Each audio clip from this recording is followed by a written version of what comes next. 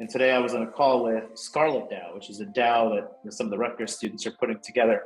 And they said, you know what? We're juniors, but it's the freshmen who are in our DAO that are some of the most sophisticated crypto users that we have. Hey friends, welcome to Smart Venture Podcast, the best information for future CEOs. Starting a company is easy, but growing and managing it is hard. In this podcast, we sit down with the best founders, experienced leaders, and investors in tech and relevant space to give you the best tips to grow your company and grow yourself. Some of our most popular episodes are about crypto founders and investors. Check out our new podcast called Keeping Up with Crypto on YouTube, iTunes, and Spotify. If you like it, don't forget to subscribe and give it a 5-star. This episode is brought to you by Momento NFT. Momento NFT is a direct-to-fan social NFT app that allows fans to own viral moments from their favorite creators and unlock perks like meet and greets, autographed merchandise, and more. As a creator, you can easily create valuable images and video NFTs of your best social content. And as a fan, you can own viral moments from your favorite creators and unlock perks like meet and greets. Momento NFT is backed by Animoca brand, Cadenza, and Mark Pincus. Check out the app available on App Store and Google Play.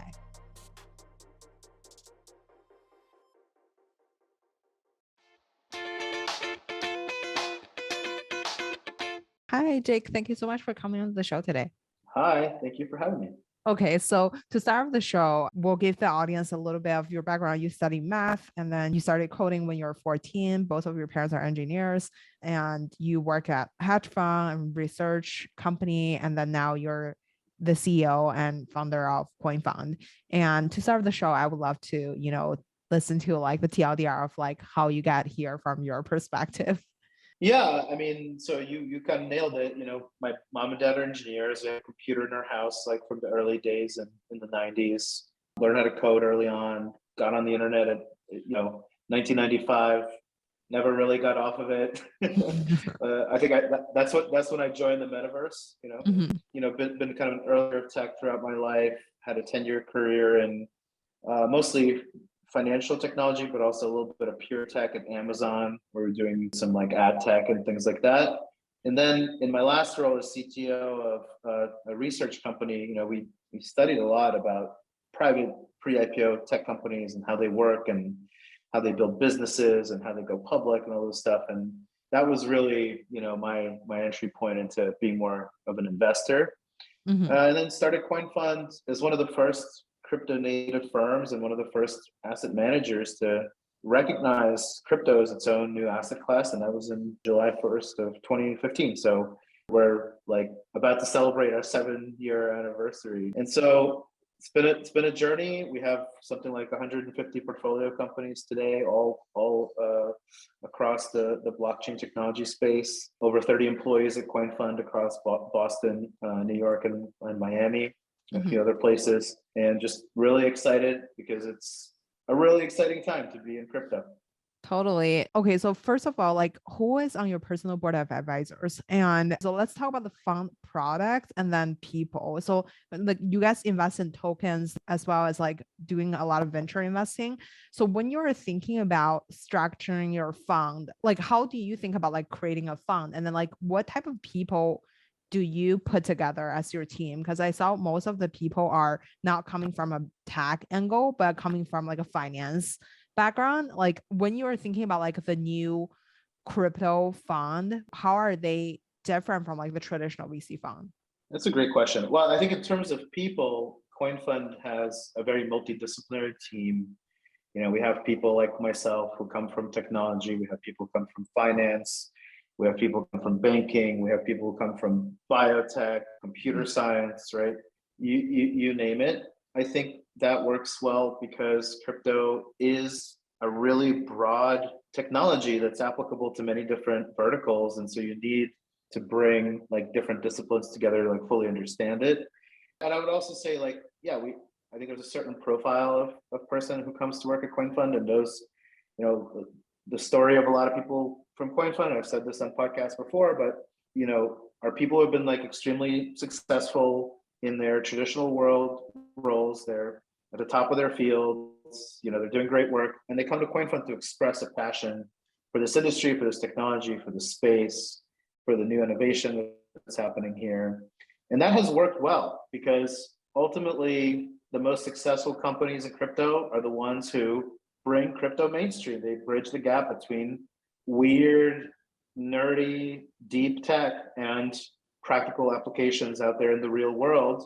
And that doesn't just go for product companies, it also goes for investors. We like to say disruptive technologies require disruptive investors. That's us.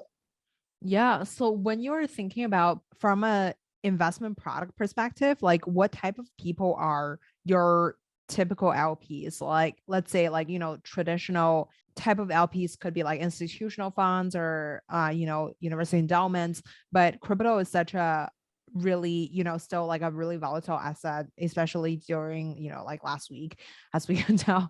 So curious, like how, when it comes to like, running your own fund, getting the LPs, like who are your major targeted audience? Are they like successful crypto companies or like your early portfolio company who made it? Or how is that different from like a traditional investment funds? It's been a journey over the last 7 years of understanding the LP base, and that LP base has been evolving.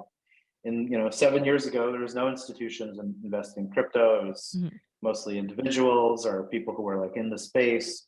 But over time, we began to see more high net worth individuals, more family offices, more OCIOs. And it's really been a journey to understand whether like real big institutional investors will come and seriously participate in the industry.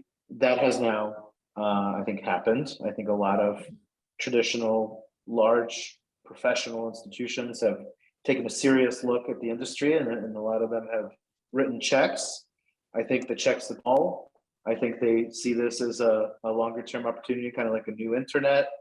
I think they'll be writing checks for over a longer horizon. This is just the beginning.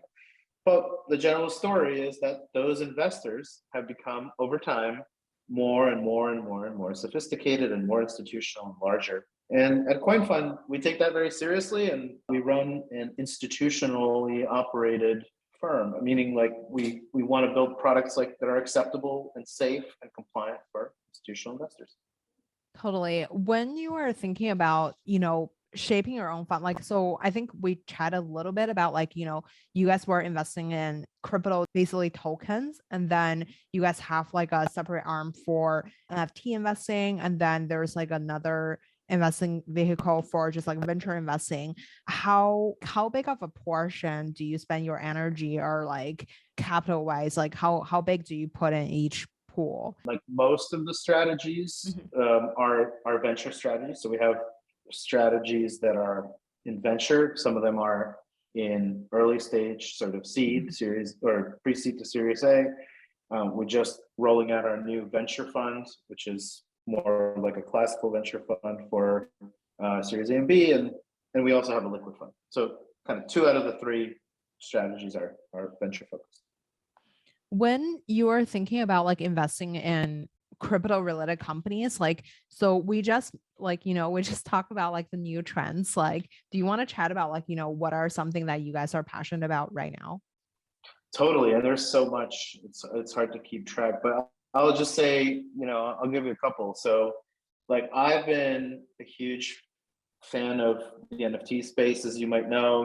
CoinFund is one of the earliest investors in the NFT vertical. Dapper Labs in 2018, pre-seeders of Rarible, co-leads of Upshot, which is a company that's doing NFT valuation. But the reason, the current trend in NFTs is financialization, right? So what Upshot is doing is creating basically oracles that tell you what is like an approximate fair price for some of the NFTs in your portfolio. And once you can price things and people kind of believe and trust those prices, then this opens up a whole new world of DeFi that you could do on NFTs. You could do things like take NFTs as collateral and issue an automatic loan. You could create short selling. You could create derivatives where you get exposure to an NFT, you're not actually holding it. You could create, like vaults that will buy NFTs from people at those reference prices without actually having like a human counterparty So, you can imagine using that for something like liquidating your portfolio in an emergency at like reasonable prices. And so this idea of NFT pricing problem is sort of a core primitive that opens up the rest of NFT DeFi. And when you do that, then you could start applying the NFT paradigm, not just to collectibles and digital art and in-game assets. You could start applying it to houses and the deed to your car and many other like digital content that's out there that hasn't been tokenized before. And really this grows the NFT space into a huge market. And I would just say, like, at this moment in time, we're starting to see just the very, very first NFT financialization companies come out there. And you can see that in the form of things like NFTFI.com, which is doing loans. You can get a loan against like NFT collateral. We're working with some of their companies that are doing traditional mortgages collateralized with crypto and NFTs. And so you can see that there's a lot of things percolating in that space. What are some factors that they use to kind of evaluate your NFT's value?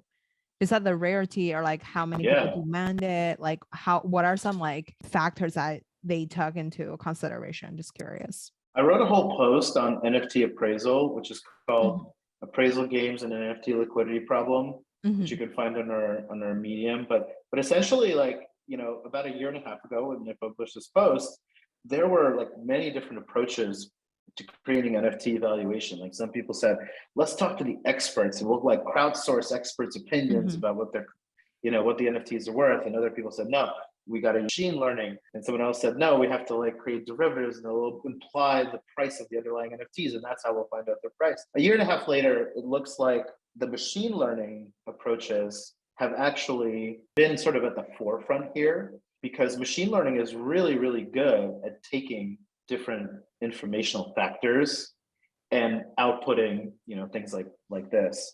And the factors that they use are probably, I don't know exact factors, but I would assume they use things like historical pricing or how popular, the series is on social media, aggregating different like orders around the objects in the series, watching how the prices move over time, and the combination of those factors allow the models to come up with kind of, an individual price for every NFT in the series based on their rarity traits, based on their momentum, based on their historical pricing, based on their popularity, based on coordination around them and so forth.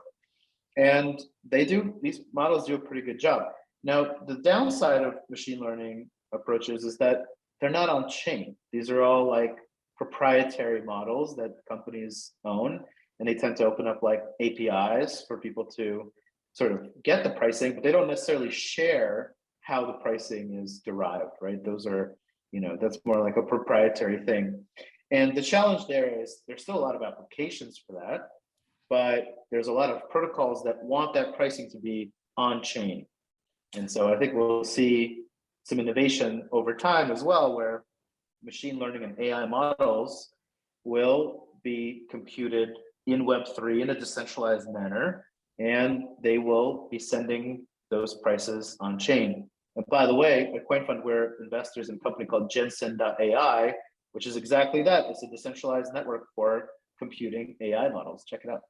So when you're thinking about these kind of like investment strategies, like what is your end goal? Is your end goal to, like, is it like financially incentivized? Like, do you analyze these investment areas by like, how much revenue you would be able to generate after, a certain amount of time? Or like, do you like approach it from like a technology standpoint, or like, is that like a market adoption? Like, how do you think about like, when you're investing in these kind of different sectors, and when you're approaching these companies, do you do, more from like a grassroots approach as like, looking at what's existing in the market and then investing in something that you find really kind of making sense? Or do you have a really structured way of thinking from more like a top-down approach?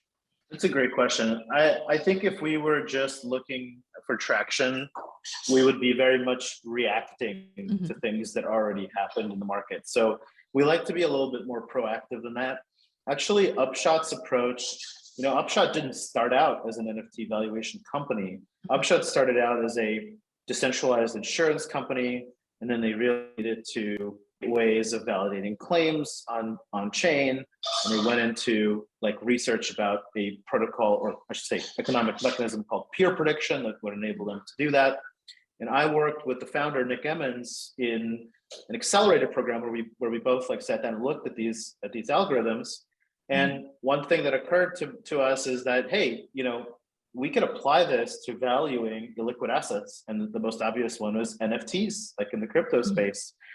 And so, it's not just that we're reacting to the fact that Upshot built this. We actually helped Upshot get onto the strategy and find that, this is an exciting area. This is going to be a big area.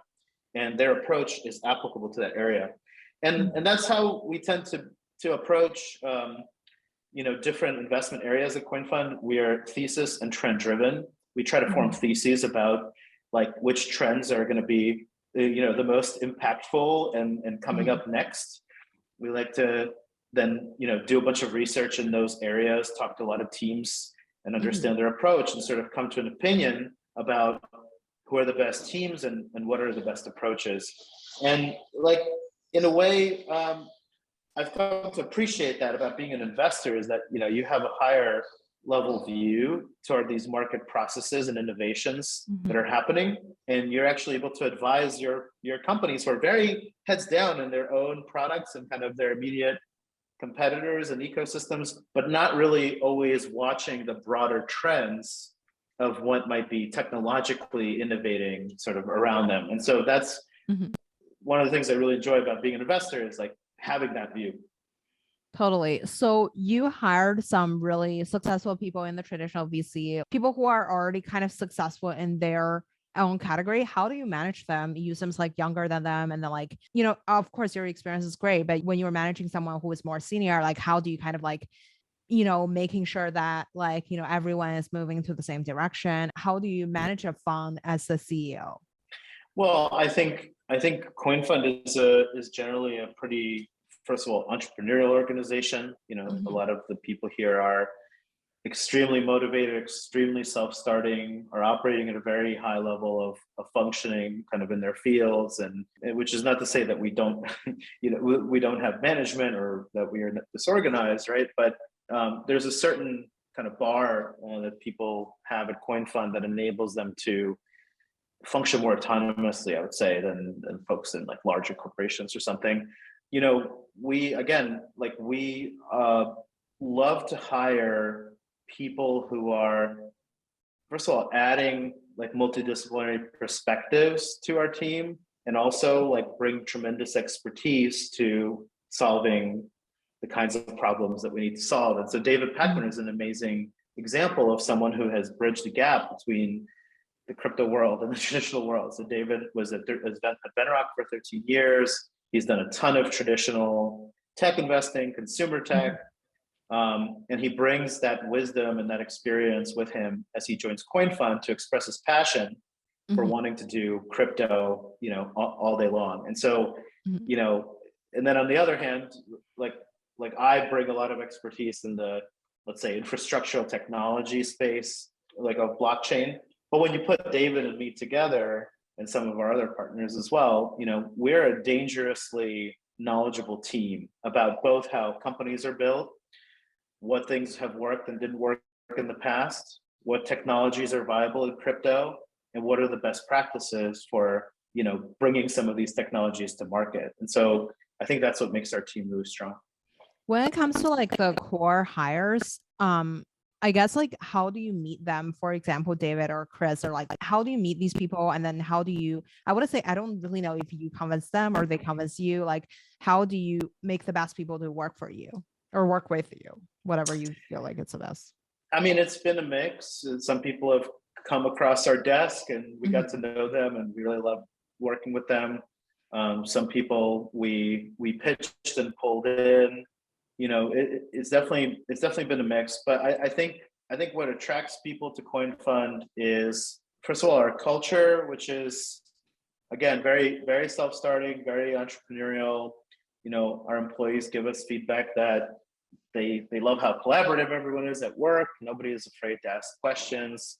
we have a morning meeting every morning at 9 a.m. Eastern time. And like the investment team is mandatory, but the rest of the firm is optional. And we always say, like if you want to learn more about crypto, just join the morning meeting and listen to what's going on, the latest news from the market, the latest news from our venture funnel, how we're thinking about areas, how we're thinking about investments. And I have to say, we have people from outside of the investment team joining that meeting every morning. I mean, even our executive assistants and people from back office and people from IR, right? Whatever the case may be that day, are like so passionate about the space. They want to learn more every day. And so, like, I think that's the kind of stuff that attracts people.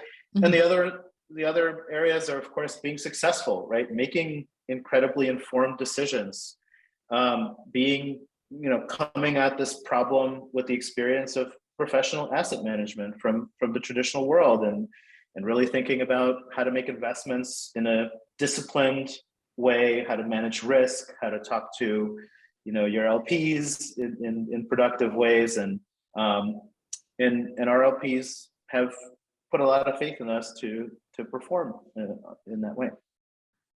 Totally. You mentioned that you guys have like morning meetings. Like we also talk about like the 4 trends that we'll be diving in a little bit later. How do you kind of come up with like where to invest next? And then like, what's your like information diet? Like, how do you kind of, shape your way of thinking? You post these like Medium articles on your blog, and not on your blog, on your company blog. How do you kind of, come up with the theme that you want to invest in? There's no substitute for, working for 7 years with something like 150 portfolio companies, and just like watching people attack different areas of this problem, watching some of them succeed, watching some of them fail, but always learning about like what works, etc.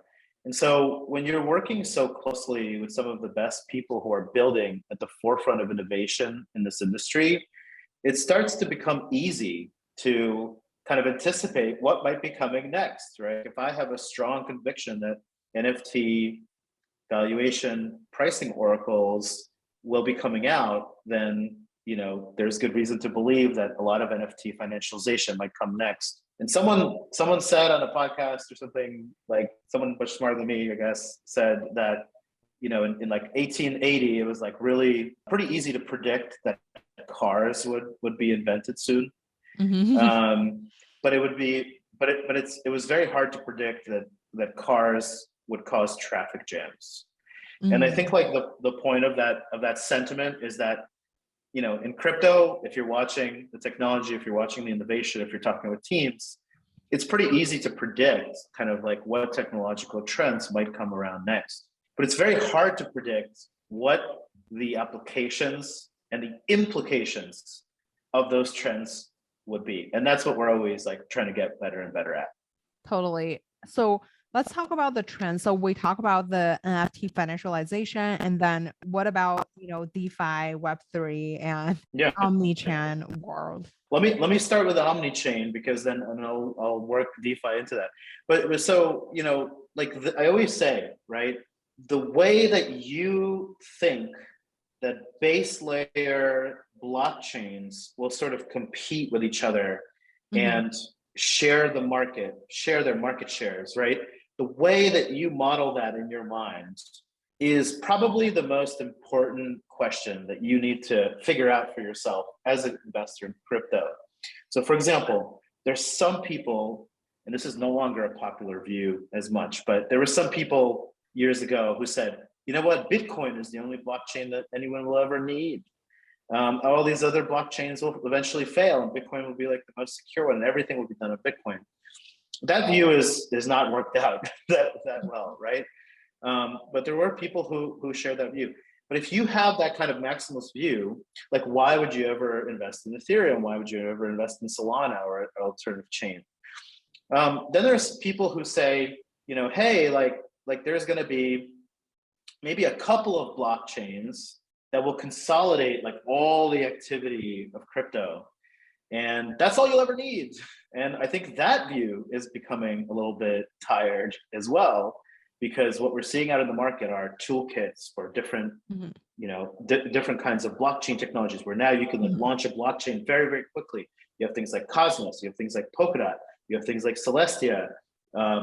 You see a lot more market acceptance for alternative chains like Solana, like Near, right? Like maybe even Tezos has seen some upside from the crypto art market, right?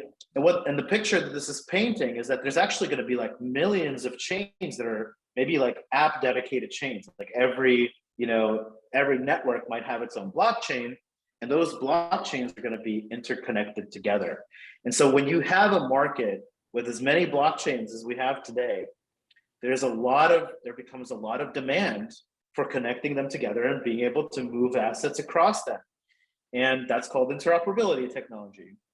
All the interoperability technology that we've seen so far, and by the way, some of the first interoperability technologies were like in 2015. This is like 7 years ago. But most of them have focused on, can we send tokens from one blockchain to another? And what we see in 2022 is an innovation in interoperability technology, where we kind of get away from that like token-centric model, and we say, can we use messages to just send data, like cryptographically verifiable data across chains? And on that message sending network, we can build token transfers, we can build NFT transfers, we can build just being able to read data across chains, we can even call a method on a smart contract on a different chain. And this approach is what like Layer 0 is doing, and a couple of other projects that I think enable the next leg of interoperability. Now, what is the implication for the end user? Well, the implication is omni-chain technology. It's tokens that live on all chains. It allows users to stop having to think so much about what chain is this thing on. Like when you're driving your Tesla, maybe you own a Tesla, I do. When I'm driving my Tesla, I'm not thinking about the machine learning model that's computing, how my autopilot should turn the car. And I'm not thinking about the data center that is used to compute that model, right? I'm just thinking about like what I need to do. I need to go to the supermarket. And so in the same way, it's kind of silly. Like if you're trading NFTs, like why are you thinking about which chain these NFTs are on? And I think what chain technology will do is it will kind of start to hide these bookends, these technological monsters that are so confusing to mainstream users from the user, and just give them an experience of like shopping for NFTs or shopping for tokens or whatever else. I think there still will be many blockchains, because which blockchain will matter very much to the developers of these applications, right? They have certain technical requirements. And so that's what I think about what omni-chain technology kind of looks like. It hides the backends from the users. People just think about the business objects, not what chain you're on. And this world is coming at us like very, very quickly, like this year. Totally. Okay. So I have 2 questions on that. So one is like a lot of our listeners are like business people, and curious, like when you're thinking about like these chains. So from my personal understanding, it's like layer 1 is built on layer 0, layer 2 is built on layer 1. So layer 2 is sort of the app store vibe. And then layer 1 is kind of like, the infrastructure be like to power layer 2. And then, so curious, like when you're talking about these like omni-chain, like, are you talking about like, does it have something to do with the under layer technology, or like how does it work for like, business people to understand like, what is happening in the world? So first of all, you're referring to different layers, right? So usually call kind of these base blockchains, like these base smart contract platforms like Ethereum, Polkadot Relayer chain, or Near, right? Like these are kind of the layer 1 blockchains, and what they do is they're like slow but decentralized secure computers. And then they're slow, they're not particularly cheap, and so there has been a movement to build kind of a different layer of technologies that also act as blockchains, but they are actually using the consensus mechanisms of the base layers as a settlement layer. And the point of layer 2 is that you can now transact cheaper and faster, and you can support a much higher scale, without incurring some of the disadvantages like costs and slowness of the blockchain base layer. Now we can argue whether that's a good architecture or bad architecture. There's different opinions on that, but that's what people are building. And then every such network tends to have, to your point, tends to have a native asset, right? So if you're using the Ethereum computer, you're kind of paying Ether as gas. Chances are, if you're on a layer 2, there's at least some kind of government token model that's governing that network. And then some networks even have kind of a demand side model similar to Ethereum, where you have to pay this token for gas fees. Now, if you hold those tokens, that gives you exposure to the success of these different types of networks, right? Which is what you're getting at. There's all these different coins. And so those coins are for people who want to financially sort of invest. And this is not investment advice to do that, but who want to financially invest in those networks. Or, for example, if that network has a governance function, who want to help to govern that network. And that's a really interesting activity. There's a lot there to talk about, and so that's kind of where we are today. Totally. So when you're mentioning about the omni-channel world, does that so for example, let's say you mentioned about the Tesla example, as a consumer, how is that should be shifting your way of living the life? You mentioned about as an investor, as a professional investor, this is what you do. And then how is that translate to a regular human? What should they do to kind of either invest or being a part of it? Well, I think so. Okay. So I think the experience to that regular consumer is going to become easier, simpler, better, right? The way I envision it is that in the future, we'll all have kind of a digital self-sovereign identity. And then under that identity, we'll have our Ethereum address and our Polkadot address and our Cosmos address and our Near address and our Solana address. And then we'll go to an application, for example, Rarible.com, to buy NFTs. And we'll just see a bunch of NFTs. And then when it comes time to buy an NFT, let's say that NFT is priced in Ether, the front end will just kind of look at your identity and say, oh, okay, you have an Ether wallet and you have some Ether in there. Let me use that Ether to buy it. Or you might not have Ether, you might have just Tezos or something. And then the front end might say, you know what, I'm just going to quickly convert some of this Tezos into Ether on a different chain, and use that Ether to buy the thing that you want to buy.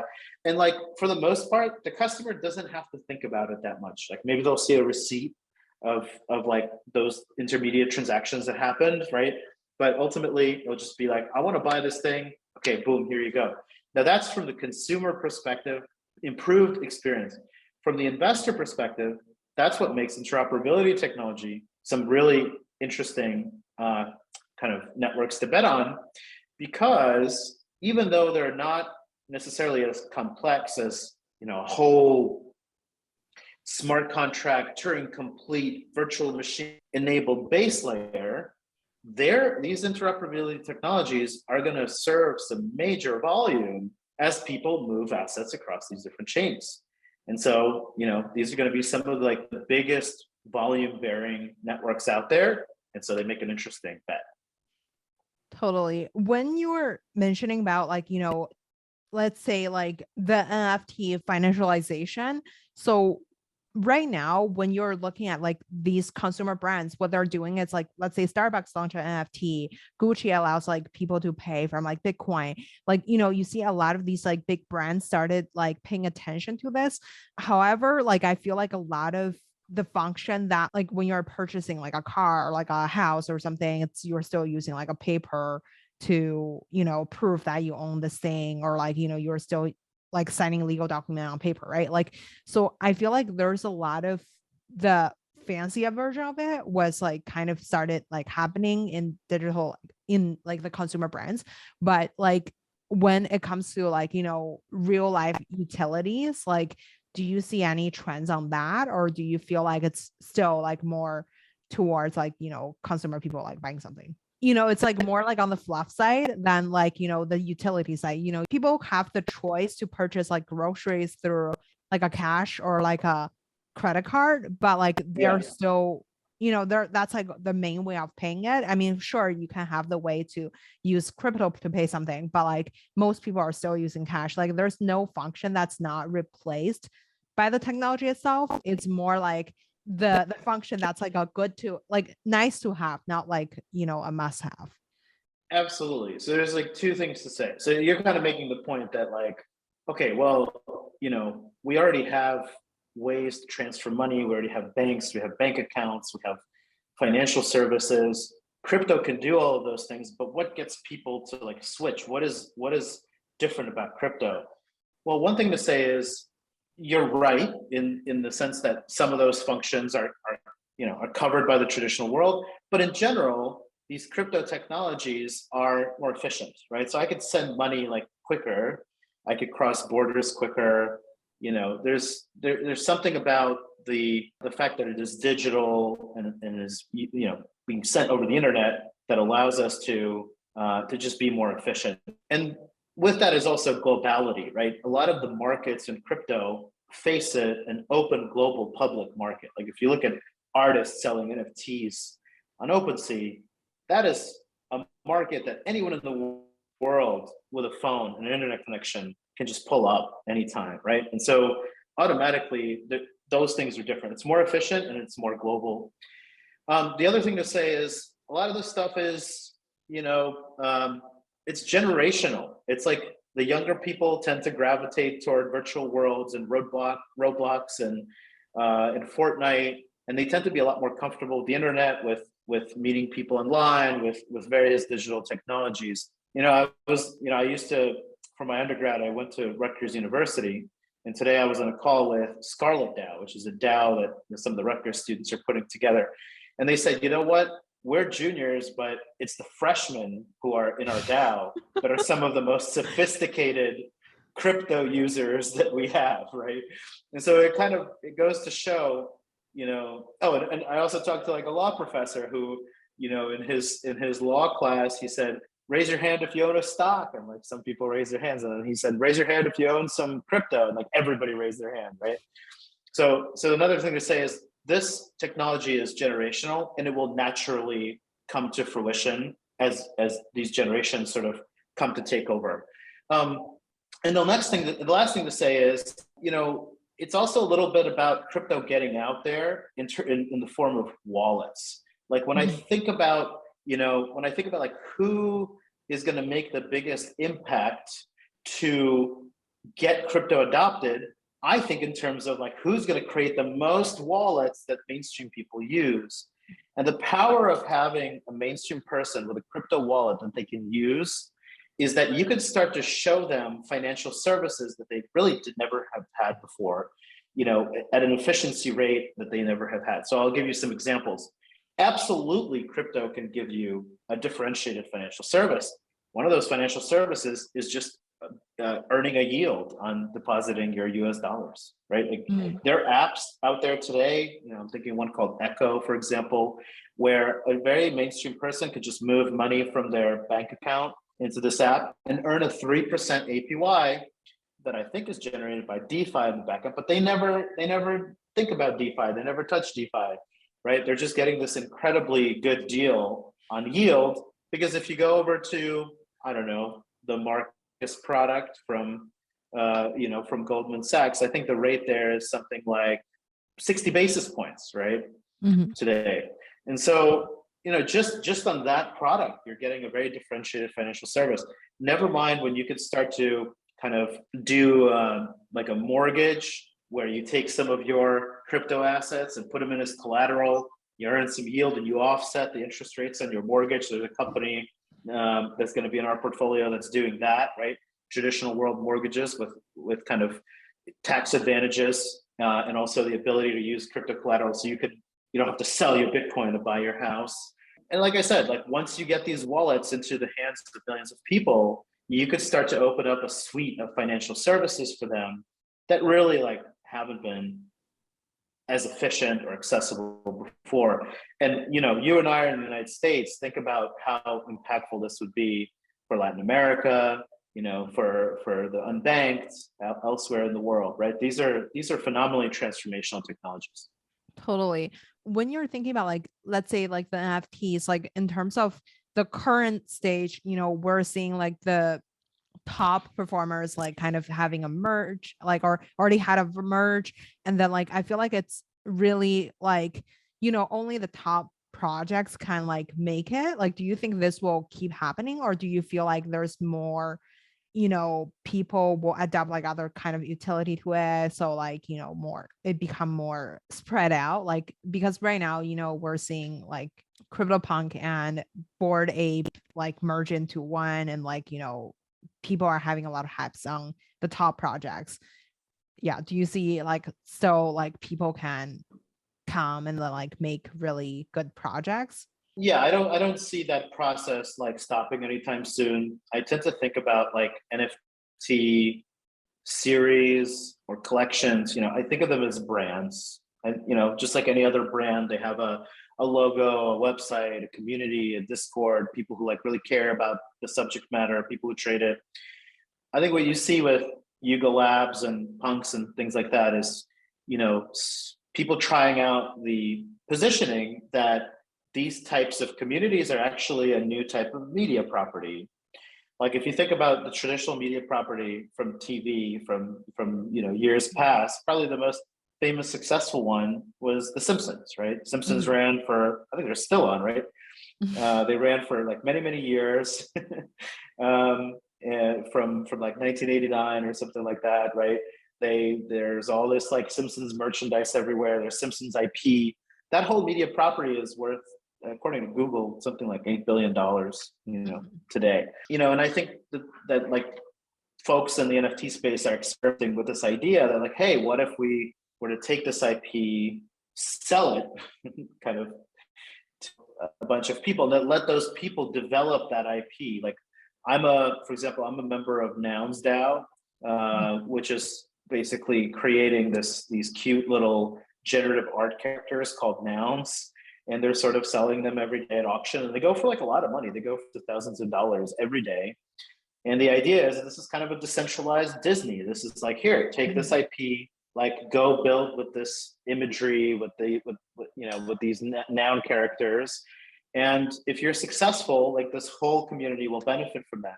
And in fact, we saw some noun memorabilia in one of the ads from Bud Light at Super Bowl, right? So it's kind of happening. And so I don't think that model is what you absolutely will need to do to succeed. I think it's an experiment. They have some interesting approaches to it, but there's also like a lot to be proven in those models, right? If I sell you a Bored Ape and I say like, hey, you got to go take that IP and monetize it, there's no guarantee that like monetizing is going to be successful, right? So these people are kind of paying a lot of money up front to have the IP, but they're sort of taking on the risk of long-term success. And so whether such a decentralized media property will work out long-term, I think remains to be seen. Totally. Okay, so we're going to jump into your, second trend, which is DeFi. Absolutely. Yeah. So, I mean, look, I think DeFi kind of started as a term like mid to late 2019. We were some of the earlier investors in the DeFi space, including in projects like Balance Search, is a big automated market maker or decentralized exchange. And then in the summer of 2020 is really when DeFi kind of became very popular and got some early traction with traders and enthusiasts in the space. And in fact, it showed some amazing progress in crypto. Like if you rewind 2-3 years before that, if you were a project who was creating a token and you wanted to get your tokens listed and have liquidity on an exchange, I mean, you'd have to wait up to a year, right, to get that listed somewhere. Or and then when DEXs came along and really started to be utilized and liquidity mining came along in the summer of 2020, then a lot of projects could now launch a token and have liquidity very quickly. So that time to liquidity went from a year to maybe even like a couple of days or something like that. And so I think it was a huge innovation, but it didn't reach mainstream users yet, right? It's like most of the users of DEXs and DeFi applications today are still very much crypto enthusiasts.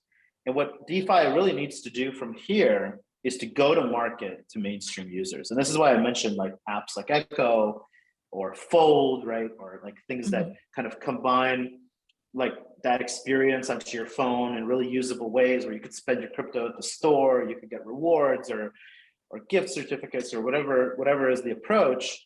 But that's really the next step for DeFi, right? Like it's like all the technology is there. You know, usually the deck that we see for DeFi these days, it's just some kind of incremental improvement on things that are already out there. But the basic financial primitives, lending protocols, derivative protocols, you know, decentralized exchanges, like automated like yield bearing strategies, all these things are, those technologies are available. They just need to be put in front of mainstream users in ways that are actually usable for them. What is the difference between like, today we're talking about DeFi versus, like 2 to 3 years ago when like, was it like last year? Like the 2 years ago was DeFi summer, right? Like, so what is like the trend shifting from that moment to like now? Well, I think again, I think those protocols found sort of early fit with enthusiasts, and like there's not a ton of innovation, like wholesale innovation that's happening in that space. Like it's just kind of like an infrastructure phase where people are starting to build up those go-to-markets. We're starting to see a lot more of the Web 2 founders coming into Web 3 and like starting to take this stuff, and put them in front of consumers. And we say like we need both Web 2 and Web 3 founders. We need Web 2 people to come to Web 3 because those are, it's the guys from where I used to work at Amazon or Google or Facebook that really truly know how to bring products to audiences at scale. And that's kind of the process that we're in. What is the difference between like a person who is successful in like Web3 versus Web2? Like what are skill are transferable to the Web3 world? Curious, like how is the talent shifting? I think in a nutshell, it's that like crypto people are very deep technologists. They program in systems programming languages. They solve like incredibly difficult distributed systems problems, right? But they're not the same kind of people who have brought a product to 1 million users. They've scaled a product. I used to work at Amazon. One of my projects was on Amazon detail pages for products. And like, this is the kind of page where in about an hour, you might get 1 million hits, And so it's a very different discipline to develop scaled products like that. And then I think like the Web 2 people are really good at that. They're good at UX, they're good at product, they're good at, getting your app into the top 10 in the iOS app store.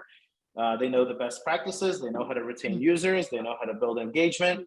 But what they don't know about is a lot of the backend tech. They don't know how to create a token model that's really effective at acquiring customers. They don't, they have a learning curve. But also like for everybody, all those learning curves, they're not insurmountable. It just takes time. And we're still like very early in the space. And so the coming together of like Web3 native people and Web2 native people, I think is a very productive, almost marriage, right? Mm-hmm. Which will make this a huge success. If you are a founder in the space, are you going to hire like a good Web2 people and then train them crypto? Or are you going to hire the crypto experts that train them to like, develop these kind of skills for like building a mass product? It depends what stage you're in. I think some of the best companies have done both.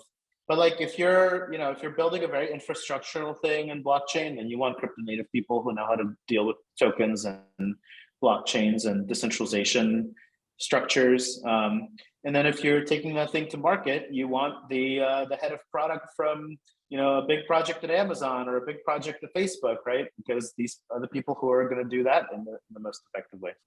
How can a non-technical person kind of find their place in the whole crypto building ecosystem? Because right now, like, we see most people, like, like basically all the companies are hiring the top technical talents. Like how can non-technical people sort of like find their place in this? I think there's a lot of opportunity for non-technical people. I mean, companies that are building blockchain technologies are still companies. They're not only made out of technologists, they're not finance people.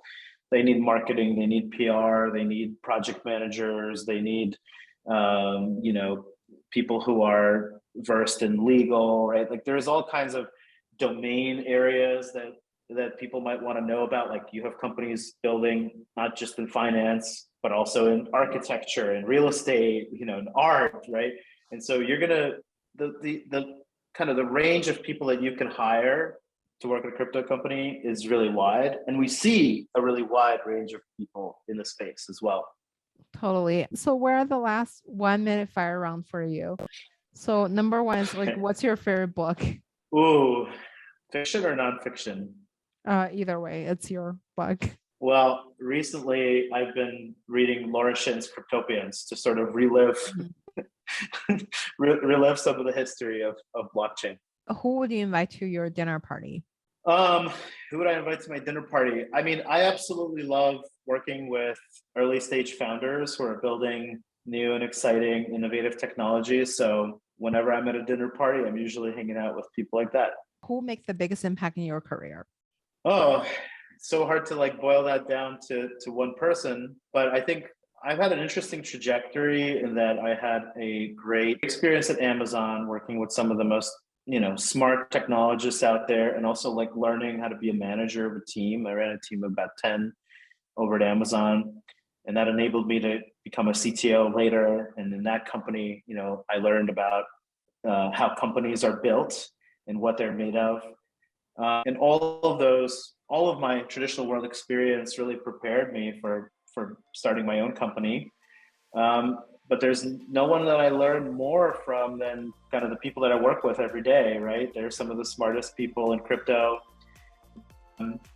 Augment my skills, in a way that's extremely productive, and I do the same for them. I like to think, and so it's the team, I think, at the end of the day that is most impactful day to day. What do you think is your unfair advantage? Deep knowledge of crypto and the technology that it is built on. 150 companies worth of experience of like what works and what doesn't, and just extreme like long-term thinking and dedication to this space. What do you think works, what doesn't? Like, what is your core takeaway after investing in like 150 like companies? Algorithmic stable coins like Luna, they don't work very well. But sometimes you need a big event to really show that. Like last question, where can we find you outside of work? Riding my bike in Key Biscayne over here in Miami. Nice. Thank you so much, Jake. No worries. Thank you so much for having me. Thank you for listening to this week's episode. If you enjoyed today's episode, please hit the subscribe button so you don't miss out. Have a wonderful day.